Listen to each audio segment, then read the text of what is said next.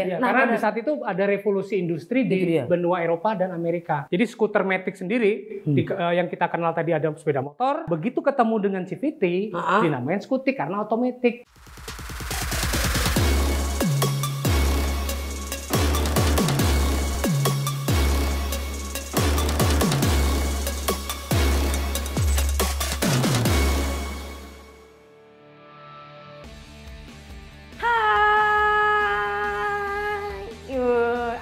Everyone, ya senang sekali gue Tiara Sadikin bisa kembali lagi menemani Anda dalam acara Main Inomoto, yaitu adalah inovasi otomotif motor. Yang pasti pada kesempatan kali ini gue akan ngobrol sama lu semua atau bahkan menceritakan sama lu semua tentang inovasi-inovasi motor matic yang ada di seluruh dunia atau bahkan yang ada di Indonesia nih. Dan pada kesempatan kali ini juga saya tidak sendiri, ya kan? Karena di sini sudah ada salah seorang pakar. Tapi sebelum saya perkenalkan kepada lu semua, yang pasti syuting hari ini sudah mengikuti protokol kesehatan sesuai dengan anjuran pemerintah. Karena itu merupakan apa? Budaya baru yang ada di Indonesia yang harus lu ikuti seumur hidup lu agar supaya kita sehat selalu. Oke guys? Dan untuk itu, tanpa perlu berlama-lama, inilah dia gue perkenalkan teman gue tercinta, yaitu adalah Mas Sena Ponda. Thank you. Oke. Nah ya, sama protokol kesehatan. Yoi. Ketampanan Mas Sena Ponda ini sudah tidak perlu diragukan lagi, ya kan? Karena pasti Mas Sena Ponda ini dikenal sebagai salah satu otomotif entusias. Tepuk tangan sekali lagi buat Mas Sena Ponda. Dari tahun berapa sih Mas? Kurang lebih hampir 35 tahun. Bujuk rayu, umur saya aja belum nyampe. Saya belum lahir, Mas Sena sudah mengutak-ngatik mesin. Awal mulanya gimana ceritanya Mas bisa utak-atik? Ya hobi, passion. Jadi apa aja diutak-atik, nggak ada barang nganggur, utak-atik apa aja, dari mainan, motor, punya orang tua, punya tetangga, sikat. Yang penting ngutak-ngatik ya. Nah makanya untuk kesempatan kali ini kita akan langsung aja ngutak-ngatik tentang perkembangan teknologi yang memang berhubungan erat dengan motor. Untuk itu Mas Sena, ini kan banyak banget nih pengguna motor yang ada di Indonesia. Mostly kayak hampir 70% lah gitu pengguna di jalan raya itu adalah pengguna motor, katanya gitu Mas. Dan motor yang terjual di Indonesia selama 1 tahun kurang lebih 6 juta unit per tahun, terbesar di dunia. Terbesar di dunia, tepuk tangan sekali lagi buat Indonesia. 6 juta itu. 6 juta loh. Nah makanya hampir semua siaran tim-tim MotoGP, semua sponsor dari Indonesia. Nah itu dia, lu kebayang nggak ada 290 juta jiwa ya yang ada di Indonesia. Penjualan motornya 6 juta bro per tahun. Itu bro. Pas terkecilnya, kalau pas lagi gede bisa 12 juta. Bujuk rayu. Karena terbesar di dunia. Betul. Wah, gila. Satu dari orang Indonesia, satu orang bisa punya motor lebih dari saya. Pasti, percaya. Udah kayak handphone aja. Kayak handphone, benar. Ganti model, beli ganti baru. Benar, itu dia. Ada yang mulai dari motor hobi sampai motor harian juga ada ya Mas. That's why mungkin penjualannya meningkat. Nah untuk itu guys, banyak juga dari kita yang nggak tahu tentang sejarah sepeda motor. Yang kita tahu tuh kan mungkin di awal kali sepeda kali ya gitu, karena secara sepeda motor. Mas, sejarah sepeda motor yang ada di dunia sampai akhirnya dipergunakan dan dipercaya untuk mobilitas keseharian tuh awalnya gimana Mas? Jadi gini, kalau kita ngomongin sepeda motor atau spesifik kita ngomongin motor matic, sport bebek, kita kembalikan dari redefinisi dan sejarahnya. Jadi gini, ada mobil, ada motor. Motor ini disebut sebagai sepeda motor pertama itu ketika dimas produksi. Kalau cuma bikin atu doang ya, nggak kelihatan, nggak bisa diaku kan. Oke, tahun 1894 di Jerman di Munich, itu Heldenberg dan Wolf itu di Munich mereka pertama kali membuat sepeda motor yang kita kenal sebagai sepeda motor yang kita kenal sekarang. Walaupun bentuknya seperti sepeda, ada mesinnya, tapi itulah motor pertama 1894. 1894. Lebih duluan motor daripada Republik ini ya? Betul. 1894 loh, gokil. Berarti udah lama juga ya? Karena di saat itu ada revolusi industri di benua Eropa dan Amerika. Makanya banyak penemuan-penemuan baru, paten, salah satunya sepeda motor dan ditemukan pertama, artinya di mass produksi pertama oleh orang Jerman gitu ya. Dan memang ketika revolusi industri Amerika yang pertama itu guys, ternyata mesin CVT juga dibuat di tahun 1870-an. 1874. Iya, 1874. Itu dia. Nah, ternyata CVT itu dipakai pertama kali guys. Buat apaan coba? Tebak dah lu. Mesin gergaji. Coba lu bayangin. Gergaji agar supaya ya kan gergajinya bagus pakai CVT. Bener motor kan? Bener-bener Mas, tapi kalau ngomongin mesin gergaji bukan manual kita Mas. Kenapa dipakai CVT ya Mas ya? tekno manual. Oh, tekno manual atau manual tech. Nah, itu manual tech. Jadi di era 1870-an itu CVT udah ada untuk mesin gergaji. Tapi kalau misal dipakai sepeda motor itu pada tahun 1894 tadi ya Mas ya? Enggak, itu motor tuh masih pakai motor itu kan penggeraknya ada mesin pakai rantai, pakai kopel. Ya. Nah, motor dengan penggerak pakai CVT itu baru pertama kali sekali dimas produksi tahun 1911 oleh Milton Reeve. 1911? Ya, sebelum Perang Dunia Pertama. Wih. Orang-orang Amerika itu. Benar-benar ternyata revolusi industri sendiri itu juga membuat dampak bahwa oh gue tuh mesti memproduksi terus nih gitu ya. Makanya untuk itu gue kayaknya butuh nih motor-motor yang bisa menampung gue atau bisa membantu gue membawa barang-barang kemanapun gitu ya. Sampai akhirnya ditemukanlah kembali oleh orang Jepang kalau nggak salah ya Mas ya? Jadi revolusi industri yang terjadi di Eropa Amerika ini setelah jadi skuter matic sendiri yang kita kenal tadi ada sepeda motor. Terus kita nyebut tadi ada skutik. Kalau simpel ada matic, sebenarnya skutik itu adalah skuter matic. Tadi kita definisi skuter, apa sih yang namanya skuter? Nah, tahu kan? Kita masuk matic, sepeda motor, skuter. Nah, skuter ini artinya sebuah motor yang sasisnya terbuka atau ada namanya lopet, kaki kita bisa duduk. Nah, kalau motor yang dikempit yang motor sport atau kita nyebutin motor batangan, itu nggak masuk skutik. Skutik jadi motor kaki yang punya motor itu bisa kayak orang duduk ngamprah. Oh ngamprah. Nah, dulu skutik, skuter dulu. Skuter. Nah, begitu ketemu dengan CVT, itu dinamain skutik karena otomatis. Oh, otomatisnya itu sebenarnya CVT. Nah, orang kita kan paling enak ngomong nyingkat aja matic, apa matic. Nah, kalau kita pergi ke sana ngomong matic, kita itu adalah jadi skuter matic. Jadi disingkat skutik. Nah, sekarang ini memang di Indonesia itu udah terkenal banget dengan namanya matic gitu ya. Paling Indonesia nyingkat. Emang paling bisa apa jadi beda kalau orang kita mah. Ya kan? Nah, makanya buat kamu semua nih ya, tadi kalau kata Mas Hena itu dikasih taunya motor skutik itu atau motor matic itu adalah motor yang bisa dikepit. Kalau kepit itu batangan. Oh, batangan. Lenjeh. Oh, bisa lenjeh. Jadi di bawahnya ada tatakan kaki. Jadi ada kayak floor, kayak deck bawah itu disebut skutik. Ketika kawin dengan transmisi matic CVT, jadilah skuter matic yang orang kita nyebutnya matic. Tapi di periode dari diketemukan 1911 itu ada generasi-generasinya. Pasti. Jadi generasi 1, 2, 3 lah. Di tiap generasi itu dipengaruhi kalau pertama oleh revolusi industri di Amerika dan Eropa. Nah, kedua itu dipengaruhi oleh Perang Dunia. Perang Dunia. Nah, ada generasi 1 dan bentuknya ala kadernya. Yang generasi 1 disebutnya autopet. Tahu nggak kenapa disebut autopet? Kenapa Mas? Kagak ada kursinya. Orang ngadeg, berdiri. Jadi ada floornya, orang yang ngadeg buat ban 2 mesin. Itu disebut autopet. Pantesan. Jadi gue paham nih sekarang. Kenapa sekarang banyak sekali pengendara motor skutik alias matic yang berdiri. Mungkin terinspirasi dari autopet pada saat itu. Padahal penumpangnya kebanyakan. Jadi setelah itu generasi pertama, nah generasi kedua ini di periode setelah Perang Dunia Pertama menuju Perang Dunia Kedua. Nah itu di Amerika. Nah, yang habis itu setelah Perang Dunia yang paling menarik generasi ketiga. Setelah Perang Dunia Kedua, lu tahu banyak insinyur-insinyur dari militer yang bikin pesawat buat Perang Dunia. Nah itu pindah jadi tukang bikin motor, mau orang Jepang, India, Itali, semua pada bikin skutik. Makanya skutik setelah Perang Dunia Kedua itu bentuknya kayak congor pesawat.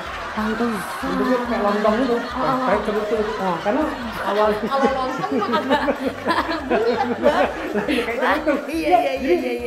jadi motor matic itu ada skutik itu ada generasi pertama, bentuknya autopet, bentuk yang kedua bentuknya masih nggak jelas, kotak itu kayak kotak.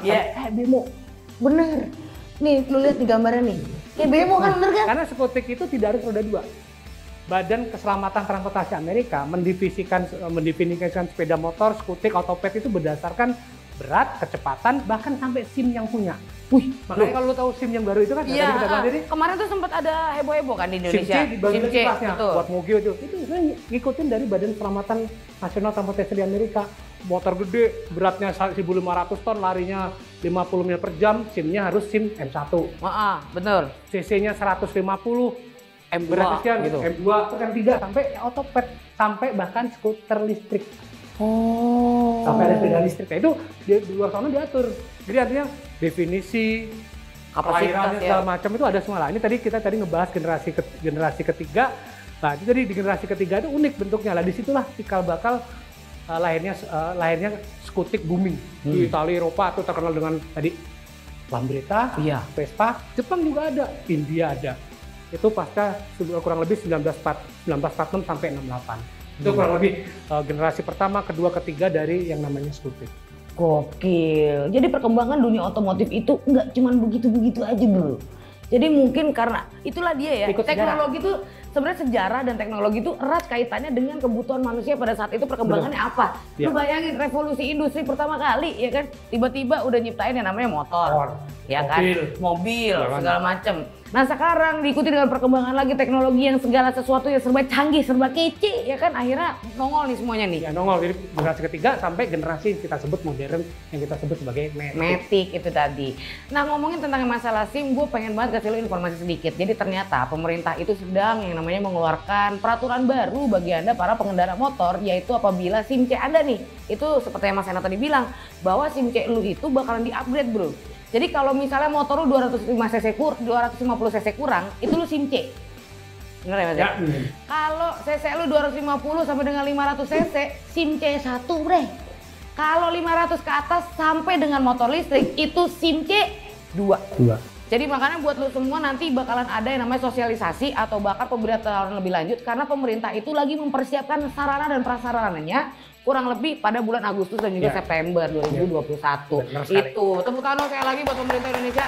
Jadi SIM bisa online. Apa? SIM bisa online. Betul, ya kan kalau SIM aja Jawa Tengah sekarang. Nah kita balik lagi ke sejarah nih gitu ya.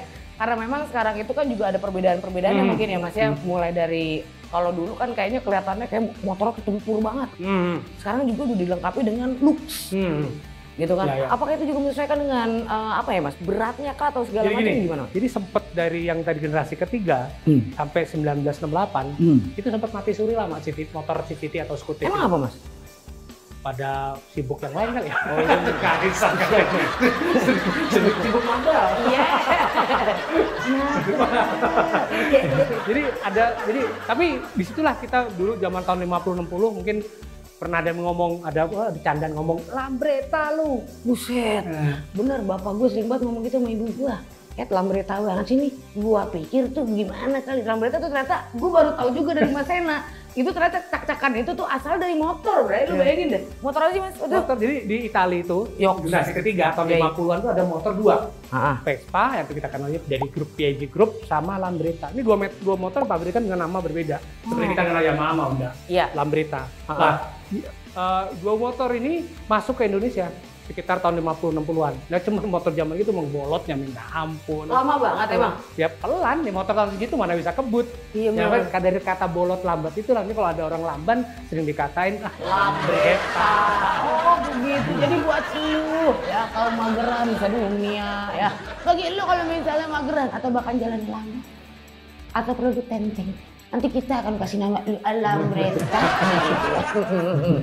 Berikutnya tadi juga ada apa Mas? DKW ya, jadi kalau kita ceng-cengan dari lambat DKW itu, kalau saya kan manusia produk zaman Orde Baru nih. Nah jadi istilahnya zaman dia kita dulu kan motor 2 tak tuh, kalau motor 4 tak 2 tak zaman SMA itu. Kalau kita punya motor jelek diceng-cenginnya, motor gue kan Astrea zaman dulu, Astrea Air King ataupun RC, Suzuki RC. Tapi kalau kita ngecengin orang yang motornya jelek, pakai aja DKW. DKW, ada motor yang dibuat angkatannya Lambretta. Iya. Setelah Lambretta ada motor DKW. Nah itu motor yang pakai ontel. Iya, motor kuno ontel. Iya. Diledekinnya selain ada Lambretta, DKW. Itu buat ngecengin orang yang motor jadul. Lu penasaran sama motor DKW kayak gimana? Kenapa sampai dikatakan kalau misalnya lu kuring gitu ya, lu dikatakan ada DKW ini nih lihat tuh. Tuh. Lu goes dah tuh. Enak motor ini kalau bikin habis digoes. Lah iya, cuman kan kalau rumahnya dari Bogor ke Jakarta, misalnya lu goes, wafat juga ya kan betis lu biji. Tapi ya ini Lambretta sama DKW sekarang kok harganya sama moge terbaru. Lu bayangin. Iya. Dulu lu beli. Sekarang. Iya. Lu bisa lebih mahal daripada mobil ETGC. Nah, ETGC katanya gitu. Tapi buat lu semua yang memang belum mengetahui juga bahwa katanya ya di Indonesia itu sendiri juga udah ada 7 Feet ya diangkut setiap kali ya Mas ya. Ini dari kapan sebenarnya datangnya motor itu ke Indonesia? Oke, sebenarnya tidak ada tahun persisnya, tapi bisa kita gambar gini. Tadi kan bilang mati suri, dari 1968 sampai tahun 80 itu ya begono-begono baik, ada DKW gitu, nggak ada spesifik, nggak ada revolusi segala macam. Sampai pada akhirnya di Eropa itu ada industri Morini itu bikin motor 2 tak, Morini, bikin Matic, tapi pakai rantai. Wah. Tapi 2 tak, mesinnya ngebul. Lah, ada di ya, itu gocekannya orang Eropa. Nah, di Asia ini yang luar biasa, terutama di Jepang. Nah, di Jepang ini sudah ada motor yang jadi cikal bakal dari nenek moyangnya motor skutik yang kita kenal sebagai Matic itu. Tahun 80-an ya. Nah, di Jepang itu udah ada motor itu. Mbahnya Beat, mbahnya Spacey, Honda Eve yang kita kenal sebagai Matic itu udah ada. Apa? Itu Honda Eve, Beat, mbahnya Beat jadul. Beat itu udah ada di zaman dulu, tahun 82. Udah ada di tahun 82. Udah Spacey udah ada. Eve, jadi namanya macam, tapi rata-rata mesinnya 2 tak 50 cc. Imut amat. Set lama aku. Karena untuk kamu dari Jepang. Ngomong banget lah. 2 tak kan. Nah, ada suatu sejarah, bisa tahun yang sama bersamaan di Taiwan itu ada industri namanya Kimco. Oh iya. Nah, Kimco. Iya. Di Taiwan, Iya. Kimco itu kebetulan dia punya dapat lisensi dari Jepang bikin motor Honda CG 125, motor batangan. Sama dia di reverse engineering mesin batangan ini yang CG 125 dikasih CVT. Anjir. Nah, jadi CVT namanya GY6. Dan GY6 inilah akhirnya menjadi bapak moyangnya motor yang ada yang kita pakai Mio ke apaan, Vario ke Spin itu dari asalnya justru bukan dari Jepang. Dari Jepang ke Taiwan, nah, Taiwan itu masuk ke Indonesia. Bisa dalam bentuk selundupan, utuhan, ketengan, banyak lah masuk tahun 85. Sampai akhirnya tahun 8, ada yang bilang katanya, wah, Piaggio Corsa 125 yang paling dulu masuk. Kagak, tahun 87 itu dari motor yang dari kopian dari Taiwan ini, nah itu bikin motor Hada, PT Hada itu bikin Adli, tahun 87 motor ini. Terus dibikin di rakyat Indonesia oleh PT Indokarya 87. Tetap orang plus 62 kan aneh-aneh banget. Motor apaan ini? Loh, hewan apaan ini motor? Itu kan saya pada warga aneh nih. Kagak giginya kagak. Vespa kan masih ada. Iya, tetak-tetaknya. Karena dia tadi itu motor CVT. Ini bener motor CVT pertama. Bentuknya aneh, kakinya selonjoran kayak orang mau ngudut. Selonjoran gitu. Motor ini nggak tahan lama. Dari 97 tanggal 90 kolap bangkrut, nggak laku. Oh, nggak laku. Nah, 1 tahun kemudian barulah masuk yang motor Piaggio Vespa Corsa itu tahun 25 masuk tahun 91 setelah tahun itu. Tapi kan tetap belum CVT kan, si Vespanya kan? Vespa yang seri ini udah CVT. Yang 91? Yang 91. Sebenarnya tuh dia tahun 94 udah diproduksi di Itali, dimasuk di kita itu dipasarkan itu sekitar tahun awal tahun 2000-an. Tapi tetap aja kan. Ya orang kita kan kalau bukan Jepang loh tahu diri. Akhirnya motor ini ya hanya seperti itu adanya. Akhirnya pada saat tahun 96 itu Kimco Lipo motor ini saya bikinlah motor Kimco yang dari GY6 yang tadi kita 80 kopi itu dia bikin rekor muri. Disitulah publik motor Indonesia mengenal motor skutik Matic ini dari Kimco. Cuma sekali lagi motor ini hanya beredar, dijual belikan, dipasarkan di Jawa Bali. Jadi mungkin orang luar sana nggak tahu. Tapi itu motor tercatat motor yang pertama sudah survive. Tapi sekali lagi 2010 bangkrut. Tapi anyway, sejarahnya motor kita kenal itu akhirnya 2010 tuh akhirnya bangkrut. Padahal di tahun 2006 ya pada saat itu Mas. Itu tuh keren banget, soalnya kan Kimco tuh gede banget Mas, kayak jet ski. Banyak, ada yang kecil, ada jet Matic, ada Bing, segala macem.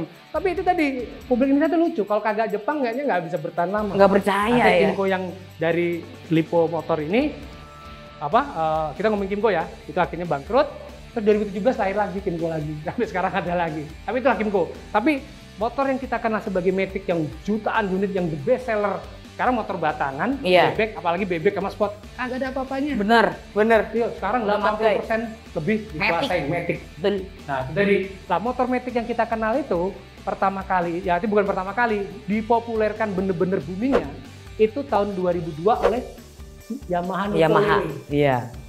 Habis itu 2006 menyusul Honda, menyusul Suzuki, dan seperti inilah yang kita nikmatin sekarang motor yang kita kenal Honda Matic waktu itu menggunakan karburator. Itu kita kenal, itu sejarahnya dari kita revolusi industri dari zaman debot, perang dunia, terus dari Jepang, Asia pada bikin. Akhirnya sekarang motor Matic itu siapa aja bisa, India bikin. Semua bikin Mas. Sebenarnya waktu itu Indonesia tuh ada satu sejarah yang terselip. Apa? Kita dulu punya motor yang asli didesain, dibikin oleh engineer Indonesia di Bekasi. Sempat bikin CVT tahun berapa itu. Ya zaman Millennium. Ah serius Iya, Mas? itu yang punyanya sempat jadi menteri perindustrian. Waduh. Itu asli, tapi sekali lagi 62 kenceng banget dah. Motor kalau ngomong ciptaan dalam negeri, ini motor juga itu bikin keren, motor 2 tak, matic segala macam. Wah, sayang banget, sayang banget. Makasih loh. Sempat bikin CVT dulu, keren. Bahkan motor bekasnya mahal banget. Pasti. Gua kasih loh. Itu apakah terpengaruh dari posisi dia ya di luar bumi atau seperti apa sehingga warga dan masyarakat tidak tahu mengenai informasi tersebut? Saya tidak tahu. Banyak yang harus kita cari. Iya benar. Ini sebenarnya banyak banget sejarah-sejarah yang di Indonesia seputar Matic ya. Matic ya. Dan juga sejarah-sejarahnya nih bahkan kita baru tahu loh kalau ternyata orang Bekasi bisa bikin motor Matic. Tepuk tangan dong buat orang Bekasi. Bro and sis, bikin lagi bro. Karena kalau misalnya udah ada channel Inomoto, main Inomoto, ya kan. Lu yang ada di Bekasi tinggal langsung komen di bawah, bro. Gua bikin motor Matic nih dari Bekasi. Nanti kita akan undang Mas Anaconda untuk bisa nge-review. Collab. Oh, dia disuruh bikin lagi kan udah ada channel main Inomoto. Cepet-cepet ini pandemi cepet berakhir. Nah, semua pengusaha sehat, pemerintah semua sehat baik, rakyat sehat. Udah kita bikin lagi. Kita bikin lagi ya. Banyak kan? Matic-nya. Benar. Makin murah. Makin murah. Ya, Bener. Jadi customer biar bisa dapat produk berkualitas. Ya. Gitu kan dengan harga terjangkau. Itu tujuan kita ngebahas di sini. Benar, dan selain itu juga itu adalah hasil produk anak bangsa. Ya nggak sih Mas? Jarang-jarang loh anak bangsa itu mampu untuk bisa memproduksi motor, apalagi Matic. Kalau negara kita bisa produksi sendiri mantep banget Mas. Sebenarnya kapal selam aja bisa. Yok, Palembang memproduksi kapal selam. Apalagi cuma kita apa? Matic. Gampang ya kan. Nah, makanya buat lu semua kalau misalnya memang saat ini lu juga memiliki sejarah-sejarah atau bahkan informasi-informasi seputar motor Matic yang berkembang di Indonesia, please komen di bawah. Karena nanti yang pasti kita juga akan melengkapi yang namanya cerita-cerita kita dan berlanjut dengan Mas Anaconda untuk bisa ngobrolin tentang perkembangan teknologi. Jadi ngomong teknologi nggak boleh, teknologi nggak boleh. Kayak Pak Habibie, teknologi. Iya betul. Pantengin dah. Pokoknya. Nah itu dia. Jangan lupa subscribe, like, komen di bawah, komen di bawah. Tepuk tangan dulu dong buat Mas Anaconda. Sampai jumpa di episode selanjutnya.